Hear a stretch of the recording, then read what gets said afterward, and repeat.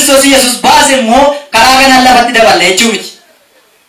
Gatiin Kiristoos baase hamma du'a fannootti. Du'a fannoo gaafa jedhamu ko callisanii waan ilaalamu miti.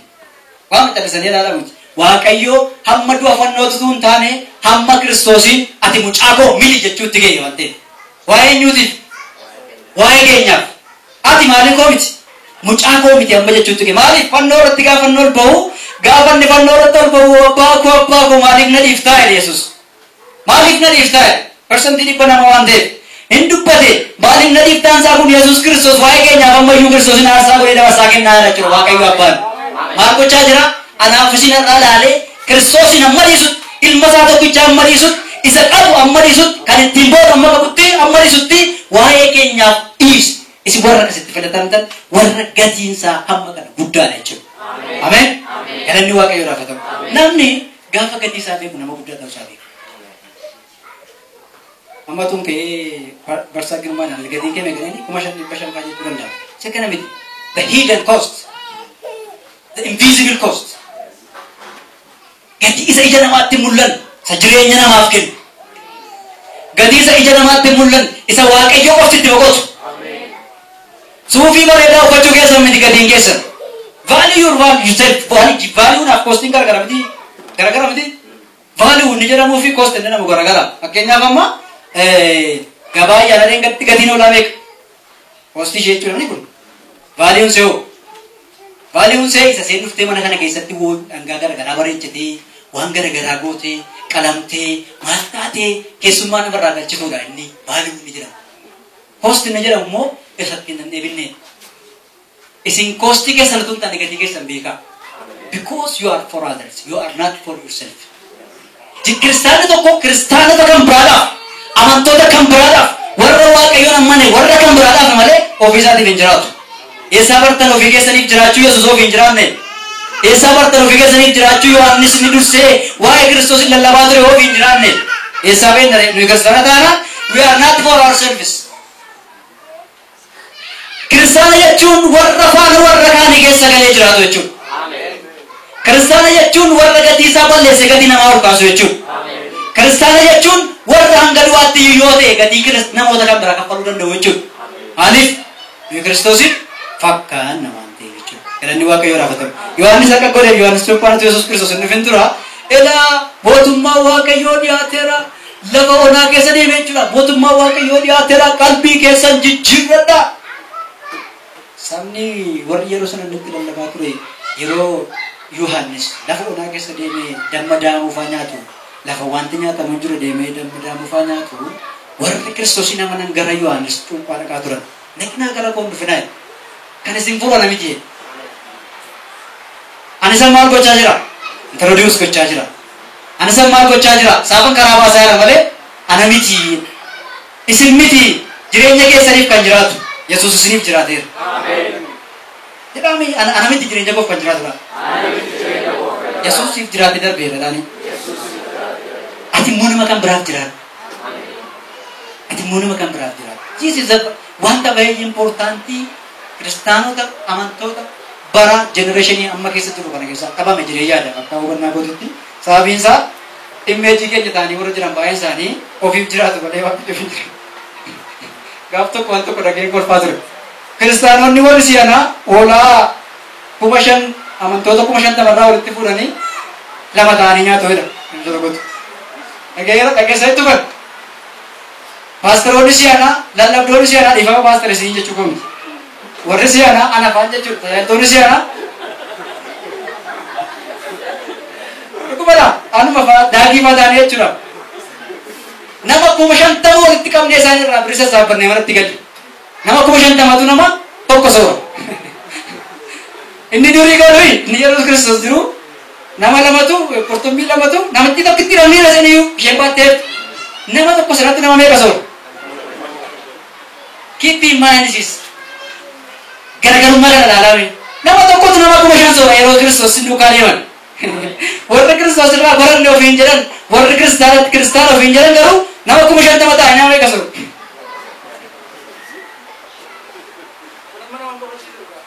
Kanaaf Waaqayyo gara qabxii gara kiristaanummaa dhufuutti nurra jiraata. Kiristaanummaa isa dhugaatti dhufuutu nurra jiraata jechuudha. Gara gatii warra kan biraadhaaf kennuutti dhufuutu nurra jiraata. Kanaaf yoo akkas ta'uu baanne miilli keenya siquu hin danda'u. Daga darbuun nurra jiraatu kamiinuu darbuu hin danda'u. Deeqaa fudhantu naaf fixaan jira.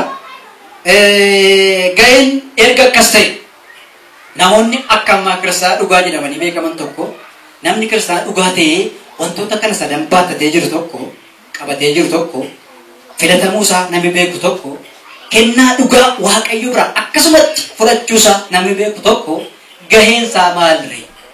Isin gaheen qabdanii amma kanaaf.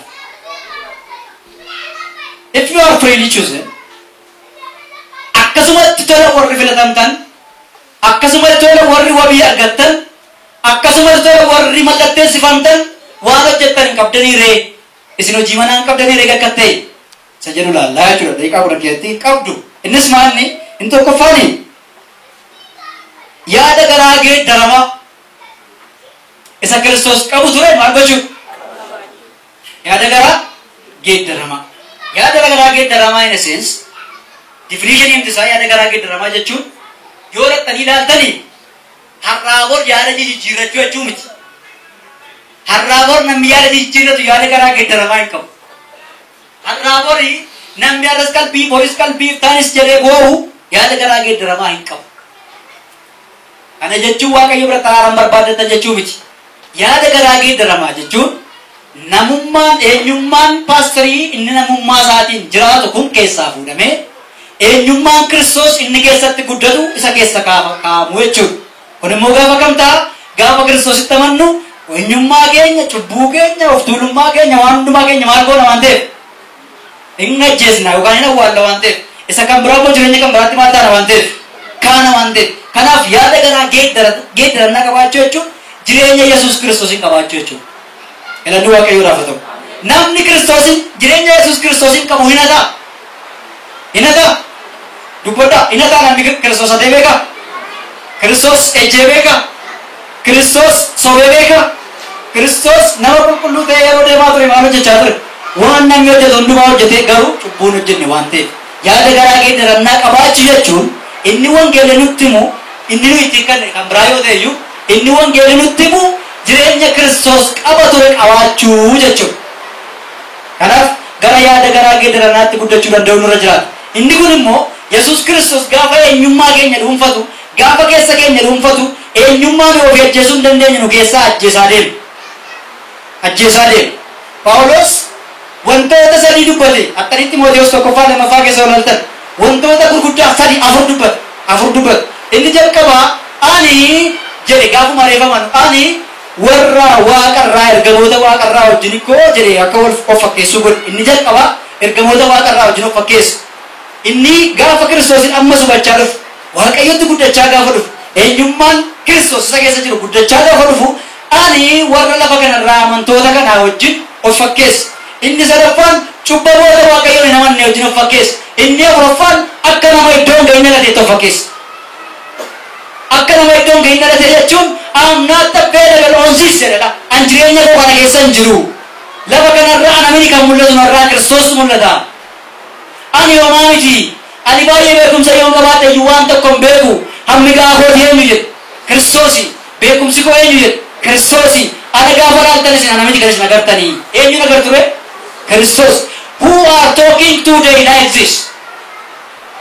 Jireenya eenyuutu gaafa Kiristoositti amanirraa ka'ee jireenya paastorii isa kamiitu, jireenya wangeelaa isa kamiitu, jireenya faarfataa isa kamiitu gaafa Kiristoositti amanirraa ka'ee eenyummaa Kiristoos jireenya isaa irratti mul'isaa dhufe. Yaada garaa geeddarannaa jechuun isa kanaa jechuudha. Malee ganama nama arrabsee haqeetanni waan nama arrabsee fi maaloo dhiifama naa godhe jedhee bu'aa jechuu miti. Inni kun waaqayyoon biraa kadhachuu. Malee yaada garaa geeddarannaa jechuu miti. Yaada garaa geeddaratan jechuun eenyummaa sila qabdaniiftanii muka marti dabartan jechuudha. Isinii galera.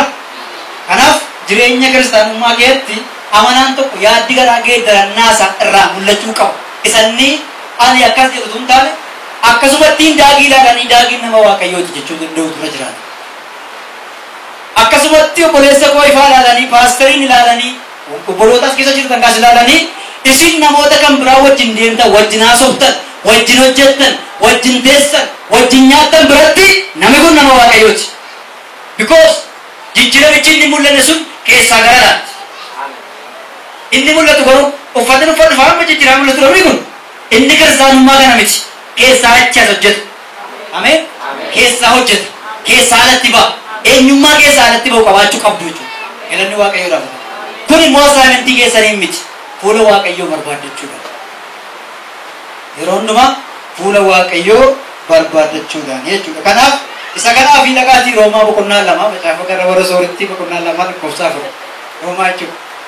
Ati mana bulisa goote seenan gaafa soorettii waan ta'eef Roomee waan taateef maqaa ishee dha'uun nutti taate.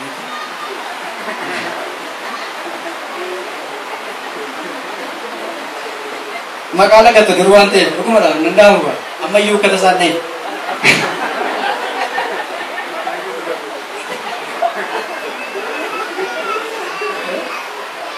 Galanni waaqayyoo uffatama.